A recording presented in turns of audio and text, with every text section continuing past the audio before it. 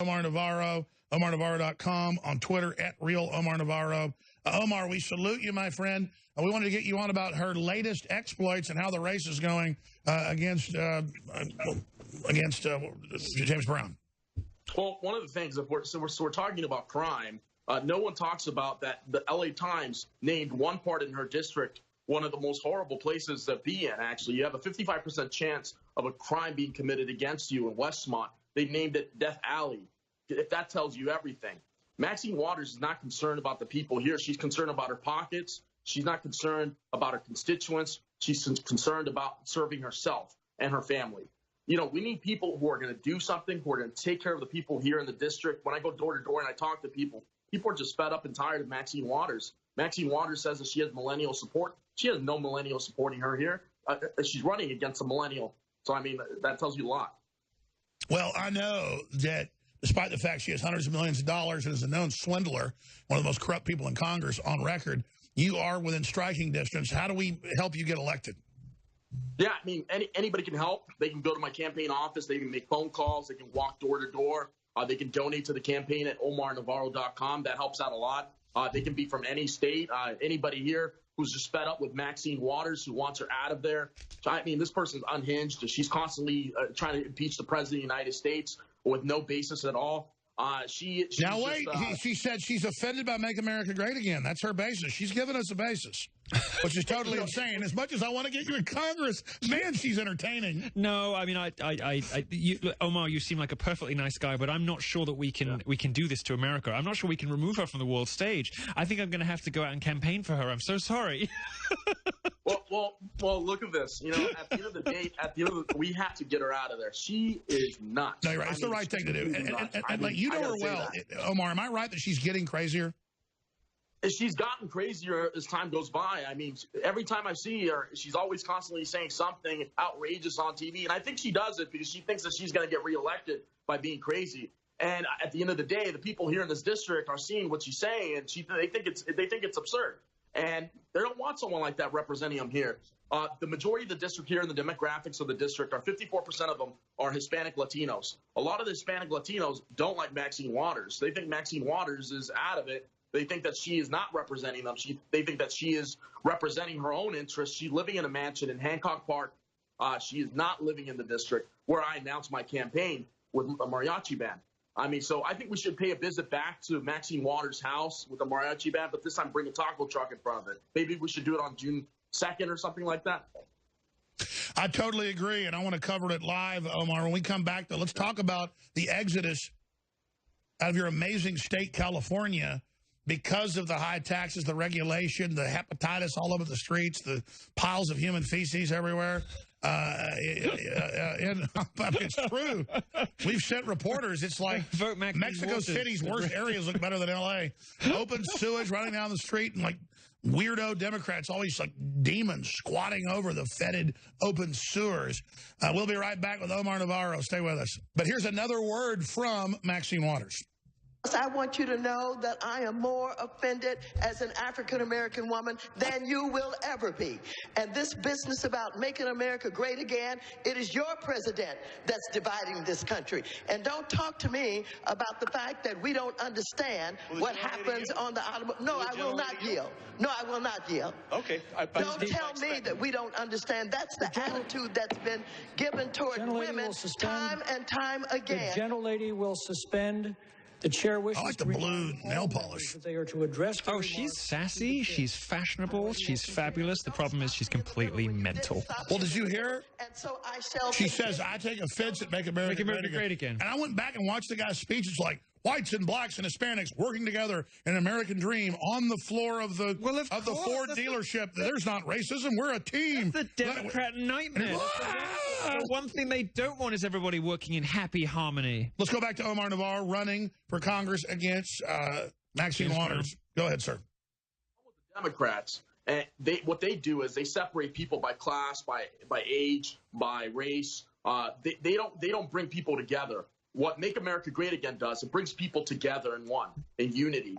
And what she's saying that Donald Trump is separating people, dividing people, is not true at all. What she's doing is dividing people, separating people. Because in my district, there's a lot of crime. She's passed only 3 bills in 30 years. I mean, Omar, let me ask you, because I just, you know, I'm a student of the hierarchy of privilege, you know, of the oppression league tables. Now, you, of course, Hispanic. Maxine Waters, James, is black. Have you been accused of being a racist for running against a black woman in your district? And do you just respond in Spanish? James Brown is not a woman. Milo, that's great. Actually, I do respond in Spanish, by the way. Don't you think it's racially insensitive to run against Maxine? You should just respond in fluent Spanish just to mess with them. and I do that, actually. And a lot of people are like, what's going on? I had a fundraiser at a park in Lomita Park. This was 6 months ago, and they labeled my event a white supremacist event, KKK rally, and they expected to see the Klan there with the white hoods and everything. And guess what? They didn't see that. They saw a mariachi band, didn't they? I said is, "Hola, ¿cómo están todos?" Yeah, you were also telling me about you're Cuban, so they say that doesn't count for Hispanic. No, Cubans generally vote Republican, so they hate the Cubans. The Cubans are worse than white people. Tell us about that. What's the Spanish equivalent of an Uncle Tom? What do they call you? You know, there's a lot of names. They call you vendido, traitor. They call you cracker, coconut. All these names. I mean, they have names. I mean, they have a lot of names in the book. Oh. You know, all I want is free market. I don't care what color you are. No, but they don't believe you. They don't believe you because the free market is racist. It is an expression of cishet white patriarchal oppression. But they got to like you, though. Well, what does the left do about your Mexican half, then? I mean, they don't want to mention it. I mean, they want to get away from it. They don't want to mention that I'm half Mexican. You know, by the way, 54% of my district is Hispanic Latino. About 48% of it is of Mexican descent. So that's one thing they really don't want to talk about because they are threatened. I mean, in the first time in 30 years, Maxine Waters has a campaign office in the district. I just drove by it and I saw it and I was like, wow. I was like, she actually is trying to campaign actively now. But, you know, she's too late in the game. I mean, I've already done this for over a year. I've been busy. I've been walking door to door. I've been with all the volunteers I have. We have over 40. Do Hispanics notice, too, how many Hispanics are in real power positions now under Trump? I mean, more than Democrats ever did, and how many women are in real power positions? Of course. All the stuff or gay men. All the stuff you think. You know, look at Richard Grenell, the U.S. ambassador to Germany.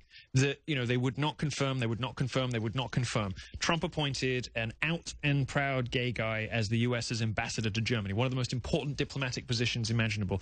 And both, you know, Senates and, both Republicans and Democrats are dragging their feet over that one. You know, Mitch McConnell wouldn't pull us, but, you know, whatever. But Trump isn't doing is what color you are. He's doing it on people that can do the good job. Right. And everything you think about America is not true. Like, I went down to the border recently. I had a tour of the wall prototypes from some guys I know in ICE, and you meet like the border patrol agents. It's like 70% Hispanic. They hate the illegal immigrants because they had to get here the right way, go through the motions, fill out the forms, pay their dues. Wait. Well, they also know Mexico has a big wall and gives you 6 months hard labor. And then, Omar, are people starting to wake up? Because I want to talk about the exodus out of California. California's a gorgeous state. The area you're in, though, is like a bowl of radioactive, you know, just all the smog, everything.